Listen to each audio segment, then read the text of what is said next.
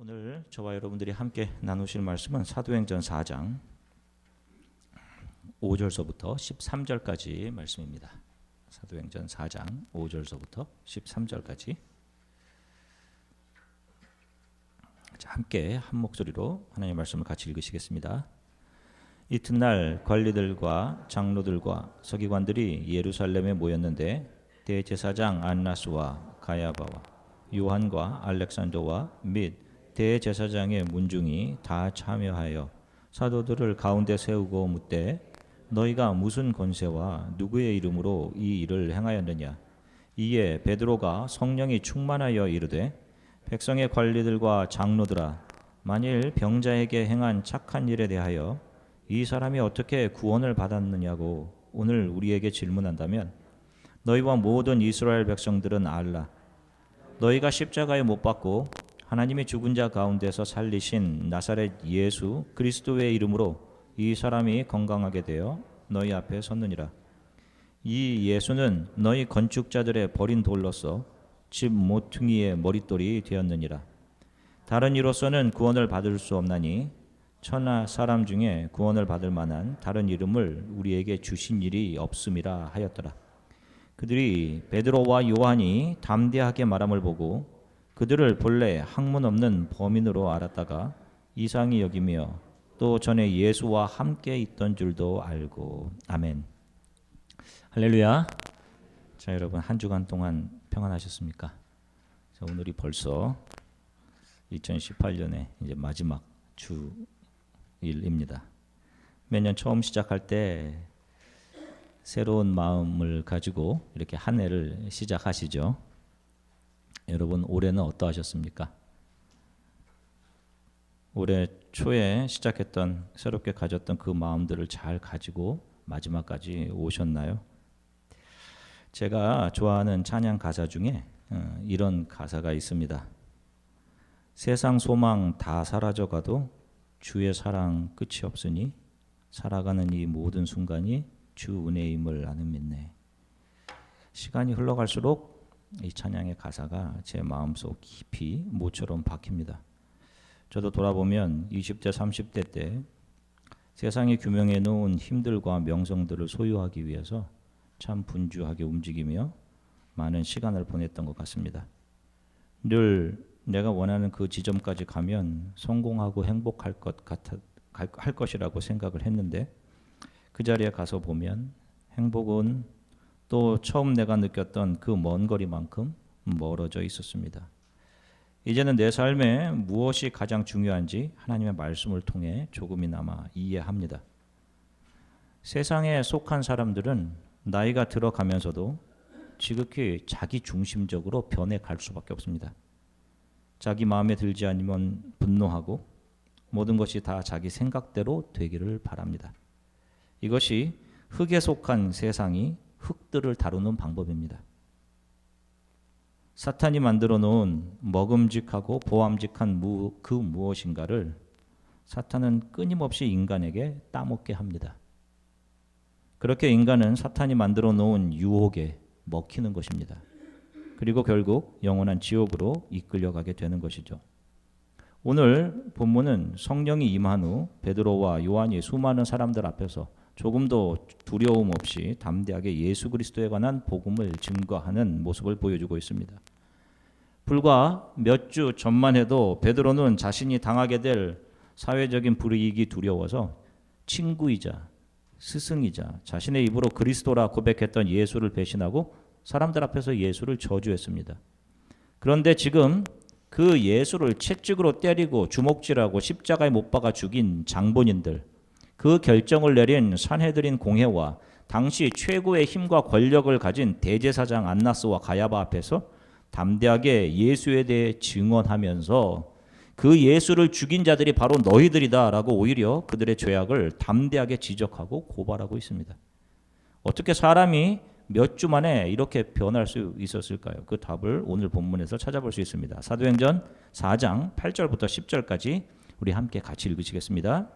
이에 베드로가 성령이 충만하여 이르되 백성의 관리들과 장로들아, 만일 병자에게 행한 착한 일에 대하여 이 사람이 어떻게 구원을 받았느냐고 오늘 우리에게 질문한다면 너희와 모든 이스라엘 백성들은 알라. 너희가 십자가에 못 박고 하나님이 죽은 자 가운데서 살리신 나사렛 예수 그리스도의 이름으로 이 사람이 건강하게 되어 너희 앞에 섰느니라. 아멘. 예수님이 십자가에 달리시기 전 주님께서는 제자들에게 위로부터 오는 능력을 받기 전에는 이 예루살렘을 떠나지 말라라고 말씀하십니다. 이것은 전에 제자들에게 말씀하셨던 그들에게 보내주실 보혜사 성령에 대한 이야기였습니다. 마가의 다락방에서 기도하고 있던 120명의 제자들에게 성령이 임한 후 그들은 담대히 예수 그리스도를 증거하는 증인이 되었습니다. 이전에는 자신에게 당할 세상적인 불이익 때문에 사람들 앞에서 예수를 저주하기도 했습니다. 예수를 쫓아다니던 목적도 그 옆에 있다가 그분이 로마 제국을 그분의 기적적인 신적인 힘과 능력으로 물리치고 이 땅의 왕으로 등극하실 때 그분의 오른쪽 왼편에서 권력을 얻는 것이 그들의 목적이었어요. 물론 100%는 아니었겠지만 마음 한구석에 자신의 야망을 감추고 그 야망을 이루기 위해 예수를 따랐습니다. 자신의 이름을 드러내기 위해 세상이 규정한 행복의 조건들인 부와 명예, 명성의 옷들을 입기 위해 세상의 힘들을 얻기 위해 예수를 따른 것입니다. 이것이 자기의 유익만을 채우려고 애쓰는 자기 중심적인 모든 인간들의 모습입니다. 전에도 말씀드렸지만 인간을 유혹하여서 하나님께 불순종하게 한 뱀, 사탄에게 내려진 형벌이 있습니다. 형벌의 내용이 무엇입니까? 뱀이 평생 흙을 먹는 것이라고 했어요. 그 뱀이 하나님을 불순종한 아담, 흙, 인간을 먹는 것입니다. 그리고 그 뱀에게 먹혀버린 흙들이 마치 자신이 살아있는 존재인 것처럼 자신들의 이름을 내기 위해 자신들의 평생 동안 애쓰며 이 역사 가운데 세우는 것이 바벨인 것입니다. 아버지 노아로부터 저주받은 함의 4명의 아들 중 하나인 구스, 그가 낳은 아들이 니므롯이라는 사람이 있습니다. 그가 하나님을 대적해 세상의 강력한 군주로 수많은 성을 세웁니다. 최초의 영걸이었죠. 그리고 자신의 아내의 이름을 따서 지은 시날이라는 평야에 바벨을 세웁니다. 그 바벨을 세우는 자들이 한 목소리로 주창했던 것이 무엇입니까? 우리의 이름을 내고 였습니다. 그들이 이 역사 안에 만들어 놓은 힘의 구조들, 정치, 경제, 사회, 문화의 틀들, 유행들, 힘의 이데올로기들, 그 구조 안에서 인간은 행복을 나누는 것이 아니라 그 안에 갇혀서 그 안에 먹혀버려서 서로를 물고 먹을 수밖에 없는 것입니다. 이렇게 먹히는 자들이 바로 사탄에 의해 먹혀 영원한 사망으로 가는 것입니다. 이들이 흙들인 것이에요. 요한계시록 17장 3절부터 5절까지 말씀을 한 목소리로 같이 읽으시겠습니다. 곧 성령으로 나를 데리고 광야로 가니라. 내가 보니 여자가 붉은빛 짐승을 탔는데 그 짐승의 몸에 하나님을 모독하는 이름들이 가득하고 7머리와 10뿔이 있으며 그 여자는 자줏빛과 붉은빛 옷을 입고 금과 보석과 진주로 꾸미고 손에 금잔을 가졌는데 가증한 물건과 그 음행에 더러운 것들이 가득하더라. 그의 이마에 이름이 기록되었으니 비밀이라 큰 바벨론이라 땅의 음녀들과 가증한 것들의 어미라 하였더라. 아멘. 한 여자가 짐승을 타고 탔는데 그 짐승의 몸에는 수많은 이름들이 있었습니다. 그것이 다 하나님을 모독하는 이름들이었어요. 성경은 이 짐승을 탄 여인의 실체가 뭐라고 합니까? 큰 바벨론, 바벨이라고 이야기합니다. 하나님을 떠난 인간들은 이 바벨 속에 갇혀서 그 바벨을 더 견고히 세워가는 존재로 그들의 삶들이 사용되는 겁니다.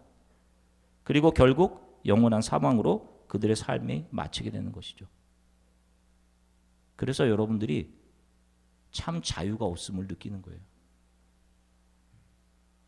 그러나 성경을 통해 네페시에서 네페시하야, 살아있는 생명, 살아있는 존재, 흙에서 생명으로 다시 살아나게 된 사람들의 삶의 모습이 어떠한지 성경은 또 이렇게 이야기합니다. 요한계시록 14장 1절입니다. 같이 읽겠습니다.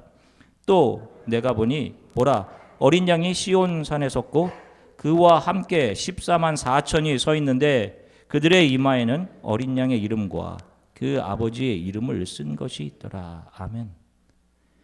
자, 14만 4천 명의 성도들의 이마에 누구의 이름이 쓰여져 있다고 합니까? 어린 양 예수의 이름과 하나님의 이름입니다. 그들의 이름은 온데간데 없었어요. 흙에서 살아난 이들은 평생을 자신의 이름을 위해서가 아닌 자신의 이름은 삭제되고 예수 그리스도와 하나님의 이름만을 드러내며 살아가게 되는 것이고, 그것이 그들의 이름이 되어 하나님 앞에 서게 되는 것입니다. 하나님을 떠난 흙들의 속성은 자기 중심성에 있습니다. 자기를 위해 타자를 쉽게 죽일 수 있어요. 가까운 관계도 쉽게 깰 수 있는 것입니다. 그렇게 죽은 네페시들, 흙들이 어떻게 다시 살아나 하나님을 알게 되고 영원한 하나님의 나라, 영원한 집을 바라보게 될 수 있는 것일까요? 그것을 가능하게 하는 것이 바로 성령입니다. 에스겔 골짜기의 마른 뼈들이 다시 살아나 그들을 군대로 일어서게 하는 것은 다른 것이 아닌 바로 성령의 바람, 생기, 그것이 그들 안에 들어갔을 때였습니다. 성령이 그 사람의 속사람을 채우고 변화시키지 않으면 인간은 이 세상의 것들을 추구하고 자신의 유익만을 위해 살아갈 수밖에 없는 존재들입니다. 하나님의 영이 빠져버린 그들은 흙 속에서 뒹굴 수밖에 없는 존재인 거예요. 그들은 사탄이 만들어 놓은 행복과 성공을 위한 틀들, 그 구조들 안에 갇혀서, 그 구조들 안에 갇힌 바 되어서 거기에서 헤어나오지 못한 채 뒹굴 수밖에 없는 것입니다. 그래서 지금도 그 틀 안에서 움직이고 꿈을 꾸고 인생을 설계하고 있기 때문에 그들은 바쁘고 행복이 없다라고 생각을 하는 거예요. 유행에 뒤처진다고 불행해 하는 것입니다. 베드로도 마찬가지였습니다. 그럼 그가 성령이 임한 후 이전과는 전혀 다른 사람으로 변합니다. 세상적인 불이익과 죽음이 두려웠는데 죽음 앞에서 오히려 죽음을 능가하는 무엇인가를 가지고 있는 사람인 것처럼 담대한 사람이 되었습니다. 저와 여러분들, 우리는 예수를 사랑하고 그분을 따르는 사람들입니다. 그래서 세상은 우리를 크리스천이라고 합니다. 바울은 교회를 에클레시아라고 칭했습니다. 이것은 에크, 바깥으로, 클레오, 부르다라는 단어의 합성어입니다. 세상 바깥으로 불려내어진 사람들의 모임, 어셈블리가 바로 에클레시아, 교회입니다. 성령이 부어져서 지금까지 가치 있다고 여기던 그것을 이루기 위해 시간과 노력을 들였던 그 모든 것들, 그것이 더 이상 내게는 가치 없는 것으로 여겨지고 성령이 주신 믿음이라는 새로운 눈으로 영원한 가치를 보게 된 사람들의 모임이 에클레시아인 겁니다. 매일 삶의 수고와 즐거움의 풍랑이 넘실대는 이 인생길 위에 내가 붙잡고 있던 세상적인 가치가 성령에 의해 보잘것없는 것으로 여겨지고 무너지고 예수 그리스도만 붙잡고 그분이 이끄시는 대로 내 삶을 그분께 내어드리는 사람들의 모임이 바로 에클레시아인 것입니다. 방주 대신 예수 안에 있는 사람들의 모임이 바로 에클레시아 교회인 거예요. 이 안엔 아무도 서로를 적으로 대할 수 없는 것입니다. 한없는 은혜를 알게 된 동료들입니다. 형제요 자매입니다. 그래서 교회 안에는 오직 은혜와 서로에게 긍휼만이 있을 뿐입니다. 누군가의 잘못이 내 잘못으로 보여지는 곳이 바로 에클레시아이며 교회인 거예요. 그래서 이곳에서는 세상의 원리가 아닌 은혜의 원리로 움직일 수밖에 없는 것입니다. 성령은 따뜻한 영입니다. 진리의 영입니다. 비판을 긍휼로 바꾸며 지적과 비판과 정죄를 자비와 용서로 변화시키는 영이 성령입니다. 비판과 정죄의 날카로운 입을 위로와 따뜻한 격려의 입으로 변화시키십니다.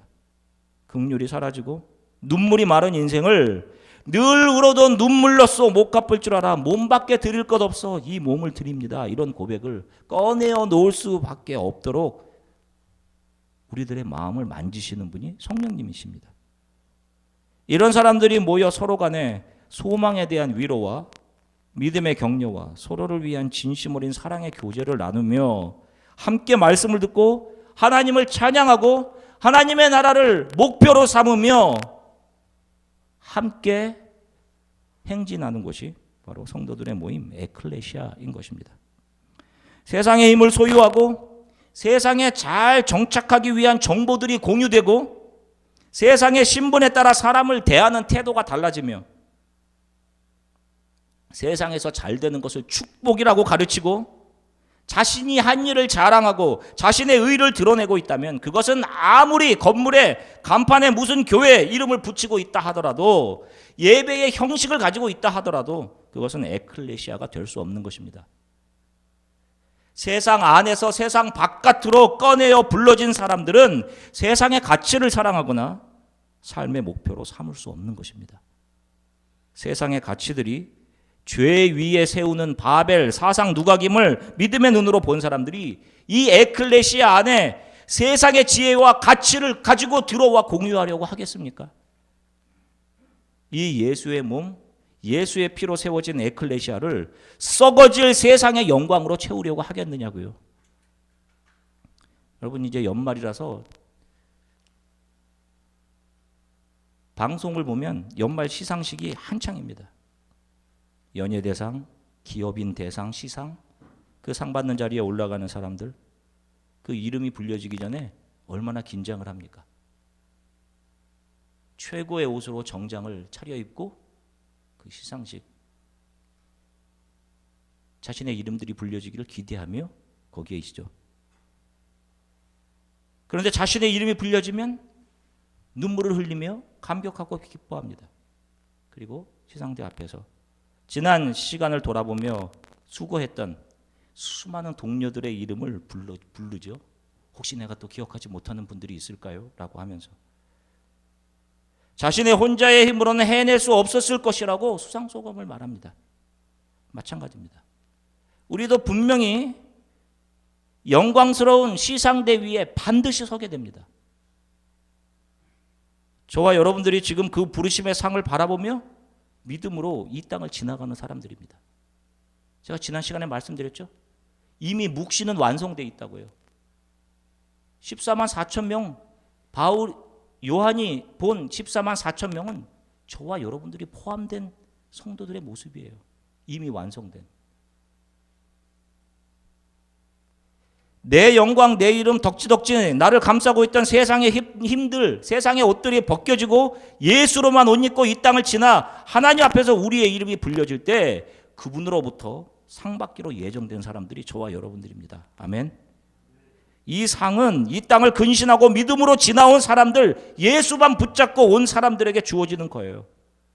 장차 우리를 기다리고 있는 하나님으로부터 받을 칭찬과 영원한 구원의 상급이 이 역사 가운데 인간이 세운 가장 귀하고 존귀한 그 무엇보다도 비교할 수 없음을 알기 때문에 이들은 이 땅을 인내하며 믿음 붙잡고 지나갈 수 있는 것이고 그들은 no turning back, 다시 세상으로 돌아가지 않습니다 라고 고백하면서 하루하루를 살아가는 거예요.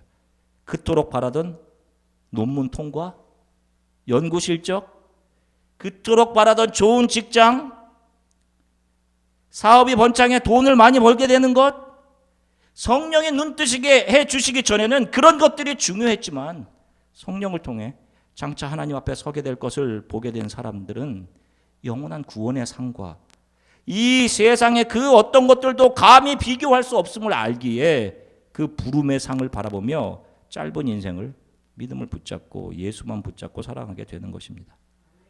심지어는 건강하지 못하게 되더라도 내가 약하고 가난한 상태에 있게 되더라도 나에게 하나님 나라를 허락하신 그 기쁨과 감사로 장차 있을 시상식을 기대하며 하루를 견디고 이겨내는 것이 성도들인 것입니다.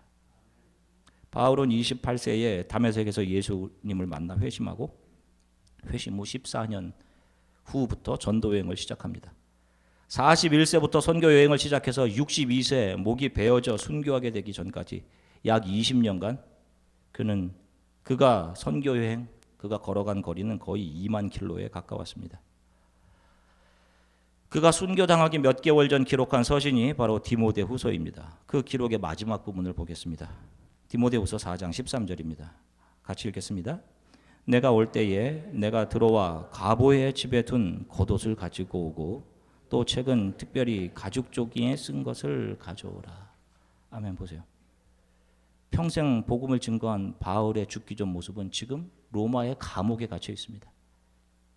그 감옥에 갇혀서 제대로 먹지도 못하며 극심한 추위에 몸서리치는 모습이에요. 그래서 디모데에게 올 때 가보의 집에 걸어둔 내 겉옷 좀 가져다오라고 부탁하고 있습니다. 여러분, 20년간 주의 일을 한 사도의 모습, 말년의 모습, 너무도 초라해 보이고 우울해 보이기까지 합니다. 그러나 여러분, 이것은 쓸쓸한 자신의 모습에 대한 한탄이 아닙니다. 자, 보십시오. 디모데후서 4장 7절부터 8절 같이 함께 읽겠습니다. 나는 선한 싸움을 싸우고 나의 달려갈 길을 마치고 믿음을 지켰으니 이제후로는 나를 위하여 의의 면류관이 예비되었으므로 주 곧 의로우신 재판장이 그날에 내게 주실 것이며 내게만 아니라 주의 나타나심을 사모하는 모든 자에게 도니라. 아멘. 보세요. 그의 앞에 무엇이 기다리고 있다고 외치고 있습니까? 의의 면류관이. 그는 지금 이 상을 받을 감격에 차 있습니다. 그래서 자신은 겉옷 하나 없는 모습이지만 모든 상황과 상관없이 그에게는 지금 소망과 기쁨이 충만했던 겁니다. 그의 몸에는 세상의 힘이 그 어떤 명성의 옷도 입혀져 있지 않았습니다. 인간적인 모습으로 세상의 관점에서 보면 사도 바울은 정말 하나님의 나라를 위해 최고의 수고와 열심을 다한 사람입니다. 그러나 그는 이 땅에서 어떠한 부와 성공과 흙에 먹혀버린 인간들의 바벨 쌓기에 일조하는 그 어떤 힘도 소유하지 않았어요. 다 버리고 잃어버리고 그에게는 예수와 영원한 하나님의 나라에 대한 소망만이 남아 있었습니다. 이렇게 세상에 대해 못 박히고 벌거벗겨진 자들이 예수 그리스도로 옷 입고 하나님 나라의 시민 자격을 얻게 되는 거예요. 그들에게 의의 면류관과 영원한 생명과 칭찬이 하나님으로부터 주어지게 되는 것입니다. 이 일이 올 초가 이렇게 빨리 지나 마지막 주에 서 있는 것처럼 저와 여러분들이 반드시 저와 여러분들에게 일어날 일입니다. 이 크로노스의 시간은 바로 이 지점을 향하는 거예요. 아버지는 자녀를 위해, 부모는 자녀를 위해 자신의 모든 것을 내어주는 존재입니다. 자식은 부모의 살을 갉아먹고 부모의 피를 음료 삼아 자라는 존재입니다. 부모는 자녀를 위해 자신의 몸의 모든 진액을 다 쏟아냅니다. 자녀가 아프고 힘들어할 때 타는 듯한 안타까움과 기도로 그 옆을 지키죠. 자녀들은 모릅니다. 자녀 가지신 분들, 이 세상의 그 무엇과 여러분들의 자녀를 바꾸실 수 있으십니까? 내 자녀가 아무리 연약해도, 아무리 말 안 듣고 실수만을 연발하는 자녀라 할지라도 이웃집에서 10억을 준다 해도 여러분들의 자녀를 바꾸시겠어요? 아무리 그 자녀들이 부모를 힘들게 한다 하더라도 그 자녀는 부모 자신의 몸보다 더 귀합니다. 인간은 태어나서 몇 년간 한시도 부모의 곁을 떠나 있지 못합니다. 부모가 없으면 불안해하고 철저히 부모 의존적인 존재로 부모의 돌봄 아래 조금씩 자라갑니다. 그렇게 곱게 자라 5, 6, 7살이 되어 학교 가죠. 친구들을 사귀고 점점 독립적인 존재가 됩니다. 그래도 그때까지는 엄마 아빠가 제일 좋다고 합니다. 제 딸 유나는 지금도 제 겨드랑이 밑에 코를 대고 아빠 냄새가 정말 좋다라고 합니다. 이 세상에서 아빠 냄새가 제일 좋대요. 그리고 지금도 제 옆에서 저를 붙들고 잠이 듭니다. 새벽에 한 번씩 일어나서 등글걸 달라는 틈에 새벽에 꼭 한두 번씩 깨요. 나는 아빠 옆에 늘 있을 거야 라고 합니다. 그러면 속으로 쌩 거짓말하지 마라. 제 속에서 이런 소리가 들려요. 그것이 사실이 아님임을 알면서도 그 아이가 한없이 귀엽고 이쁩니다. 분명 언젠가는 아빠의 겨드랑이 냄새가 싫어질 것이고 아빠에게 안 좋은 냄새 난다라고 할 것입니다. 그리고 이제 곧 5, 6학년 되면 아빠 난 내 방에서 잘 거야 할 것이고 말없이 문을 닫고 자기 방으로 들어가기도 할 것입니다. 언젠가 독립적인 존재로 아빠의 곁을 떠나가게 될 거예요. 이 앞으로 일어날 모든 일들을 지금 제 딸은 알지 못합니다. 절대로 저를 안 떠날 거라고 하죠. 그러나 분명히 떠나갑니다. 왜? 그게 하나님을 떠나 바벨 안에 발을 디뎌 놓은 인간들의 삶이기 때문이에요. 결국 자신의 유익과 자신의 목표만을 쫓아가게 되어 있기 때문에 그래요. 우리는 태어나서 하나님으로부터 공급받는 수많은 것들 안에 자라납니다. 따뜻한 온도와 적당히 차가운 상쾌한 공기, 더울 때 적절히 불어주는 바람들, 우리의 피부에 내리쬐는 따사로운 햇살들, 산소, 공기, 그 안에서 하나님 아버지의 존재를 하나님은 우리에게 보여주십니다. 그런데 인간은 그 안에서 점점 자라고 어느 순간에는 모든 것을 잊고 하나님으로부터 독립합니다. 자기가 하나님 되려 합니다. 하나님이 없다고 합니다. 자신이 삶의 주인 되어 하나님 되어 살아갑니다. 지금 자신이 어디로 가고 있는지 알지 못합니다. 그것이 영원한 사망이라는 것은 전혀 믿으려 하지도 않습니다. 오직 성공과 보장되지 않은 행복을 향해 멈추지 않은 브레이크 없는 열차처럼 질주합니다. 그런 인간들을 긍휼히 여기신 예수 그리스도가 우리의 아빠, 아버지로 이 역사 안에 들어오셔서 가시적인 십자가 하나님의 사랑을 이 역사 가운데 세우시고 자신의 살, 피 모든 것을 우리에게 내어주셨습니다. 그리고 부활하셔서 우리들의 이 받을 사망의 권세를 끊어내시고 부활을 열어주셨습니다. 승천한 후에는 성령을 보내셔서 우리의 신앙의 길이 실패하지 않도록 우리를 눈동자같이 보호하고 지키게 해주셨습니다. 우리가 예수를 따른다고 하죠. 여러분들 예수를 사랑한다라고 하시죠. 그런데 여러분들의 삶을 보십시오. 늘 실패하고 세상을 동경하지 않습니까? 그런데 그럴 때마다 내게 임한 성령이 내 안에서 일하시면서 내가 유익하다고 생각했던 그 모든 것들에 대해서 그런 것들은 아무것도 아니다라고 말하시며 내 안에 내가 쌓아갔던 바벨들을 무너뜨려 가십니다. 그리고 오늘 베드로처럼 얼마든지 자신들을 죽일 수 있는 세상의 힘들을 가진 권력들 앞에, 세상의 틀들 앞에, 입 벌리고 있는 사탄의 입들 앞에서 사내들인 공회원 관원들과 대제사장들, 종교지도자들 앞에 담대하게 예수를 증거할 수 있게 하십니다. 내 안에 발견된 예수가 가장 귀함임을 알기에 예수보다 더 귀한 것은 없습니다. Christ is enough for me 라고 고백하며 우리는 이 신앙의 길을 가게 되는 것입니다. 사랑하는 성도 여러분, 이제 우리 앞에 2019년이 기다리고 있습니다. 아직 한 번도 가보지 않은 길이죠. 분명 기쁜 일, 슬픈 일들이 뒤섞여 있을 것입니다. 잘 되기보다 우리가 예수만 의지하고 걸어가는 한 해가 되기를 간절히 축원합니다. 내년에는 더 서로를 격려함만이 있었으면 좋겠어요. 누군가를 비판하지 말고 서로의 잘못을 지적하지 말고 내가 힘들어도 다른 사람의 연약한 짐을 우리가 서로 지는 공동체가 되기를 원합니다. 모이기에 더 힘쓰시고 시간이 흘러갈수록 우리 앞에 엄청난 상이 기다리고 있음을 여러분 날마다 기억하십시오. 적어도 우리 교회 성도들 서로의 이름을 불러가며 기도하는 시간이 여러분들의 삶에 꼭 있어야 돼요. 아멘. 올 한 해 많이 힘드셨던 분들 2019년에는 어떤 일이 기다리고 있을까 많이 두려우실 수 있습니다. 목사인 저도 마찬가지예요. 그러나 이 어둡고 캄캄한 인생은 경험이나 처세술로 뚫고 갈 수 있는 것이 아닙니다. 믿음으로 가는 것이 맞는 것입니다. 매일 성령을 구하십시오. 내 삶이 주 예수를 증거하고 주의 사랑을 드러내는 삶이 되기를 기도하며 가십시오. 추운 감옥에서 너무 춥구나 디모데야 내 외투 좀 가져다오 라고 했던 바울의 편지에는 우울함이 아닌 하나님 나라에 대한 소망으로 분명히 가득 차 있었음을 여러분 반드시 기억하십시오. 저와 여러분들의 2019년 제가 확신하건대 하나님의 한없는 은혜와 사랑을 경험하는 한 해가 될 것이 분명합니다. 하나님이 우리와 함께 하시는 것이 맞다면, 내가 그분과 멍에를 메고 있는 것이 맞다면 그분의 우리 삶을 주도해 가실 것이기 때문입니다. 저와 여러분들의 2019년 우리의 소망이 하나님께 있음을 신뢰하고 믿음의 눈을 열어 우리의 소망을 분명히 바라보며 걸어가는 2019년 한 해가 되기를 예수 그리스도의 이름으로 간절히 축원합니다. 함께 기도하겠습니다. 하나님, 한 해 동안 많이 부족했습니다. 실수도 많았고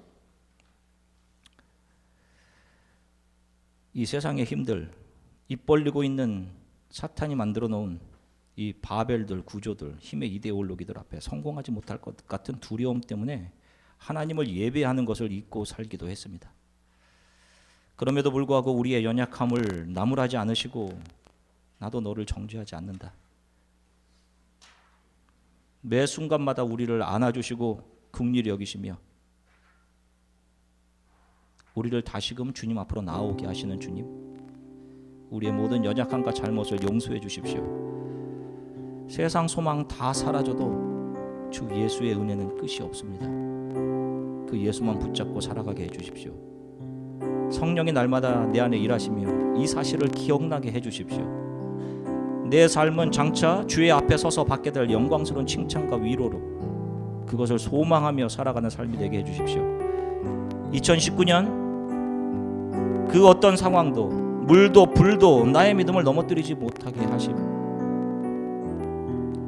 우리 교회 공동체는 연약한 믿음을 서로 받쳐주고 격려하며 붙들어주며 모이기를 힘쓰고 예배가 삶의 가장 우선순위 되는 그런 교회 성도 제가 되게 하나님 도와주십시오. 참 많이 감사합니다. 우리 이렇게 잠시 하나님께 기도했으면 좋겠습니다. 같이 기도하겠습니다. 사랑해 주님, 참 감사합니다. 2018년도 한 해 동안 하나님 이렇게 한 해를 또 잘 예배하며 마무리할 수 있게 도와주셔서 참 감사합니다. 수많은 연약함과 부족함과 실수와 잘못들, 하나님을 예배하면서 멀어져 하나님 이 세상이 입 벌리고 있는 그 세상의 틀들에 갇혀서 먹힘받아요 분주하고 바쁘게 살아갔던 우리들을 예수 그리스도를 통해 그 안에서 우리를 끄집어 내어주시고 에클레시아 교회로 삼으시고 우리에게 하나님 나라에 대한 소망을 보여주시며 성령을 통해 그것을 날마다 기억하게 하시고 그 길로 우리를 이끌어 가시는 하나님의 은혜와 사랑을 감사드립니다. 우리는 연약합니다. 어린아이와 같이 아무것도 모릅니다. 어디로 가야 할지 모릅니다. 주님께서 우리를 붙잡아 주시고 우리의 삶을 이끌어가 주시기를 간절히 소망합니다. 올 한 해 하나님께서 그렇게 인도하셨던 것처럼 2019년 한 해도 하나님의 손을 붙잡고 걸어가는 한 해 되게 해주십시오. 우리 교회 안에 속한 모든 성도들의 삶을 주 예수께서 함께 하시며 이들의 삶을 눈동자와 같이 지켜주시고 어떠한 상황 속에서도 이들의 믿음이 흔들리지 않도록 성령께서 이들과 함께 해주시기를 간절히 소망합니다. 서로 격려하는 공동체 되게 해주십시오.